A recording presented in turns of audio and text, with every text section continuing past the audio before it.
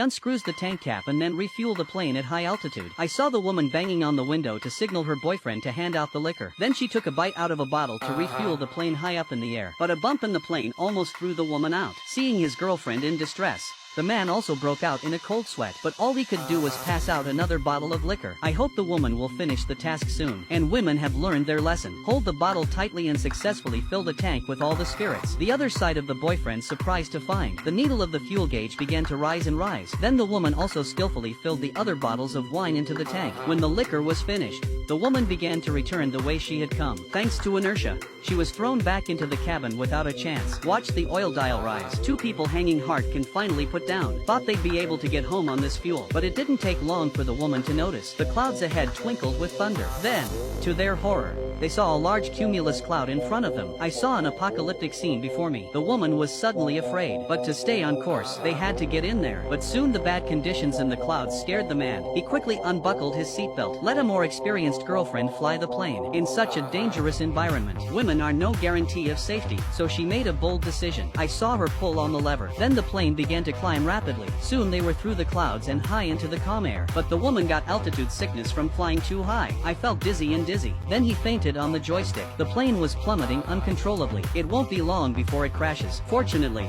the boyfriend woke up the woman in time so that the plane finally stabilized. But they have lost their way. The compass was smashed and rendered useless. The man saw this and removed the pointer. Then it's magnetized by friction with an iron block. Put the needle through the cork of the bottle and into the coke. This made a simple compass. The direction of the flight was successfully determined. It wasn't long before they actually flew out of the thundercloud. But they didn't have a second to be happy. They suddenly noticed that the engine began to emit black smoke. Then the propeller stopped turning. The woman subconsciously looked at the gas gauge. It was only then that the alcohol was exhausted. Although the plane can continue to glide for a while, but sooner or later they fall into the sea to feed the fish. In the last moments of their lives they looked at each other calmly. But the next second the man's face changed. The woman looked out of the corner of his eye. Suddenly I saw a small island not far away. Two people suddenly overjoyed to see the end of life. Get ready to land on the island. Can be reduced with flight altitude. The inertia of the plane is increasing. Although the woman desperately tried to control the plane, but inertia is no match. It ended up crashing into the water and flipping the fuselage upside down. The huge impact also caused the two to faint instantly, and the whole plane gradually sank to the bottom of the sea. The woman woke up as the water flooded into the cabin, and saw the entire cabin quickly flooded. She hastily pushed open the hatch and slipped a life jacket over her unconscious boyfriend. The two made it to the surface before the plane plunged into the deep sea. The woman then dragged the unconscious man back to shore. The man was successfully resuscitated by artificial respiration. Then they relax and enjoy the rest of their lives. Soon they won't be happy anymore. The woman was surprised to find that a surge of seawater woke her up. The size of the island is actually decreasing. Turns out this isn't an island but a sandbank. It will be gradually flooded with high tide. The thought that she was still going to die was overwhelming. Soon the sea covered the sandbar completely. Both men lost their footing. Only life jacket to survive. So,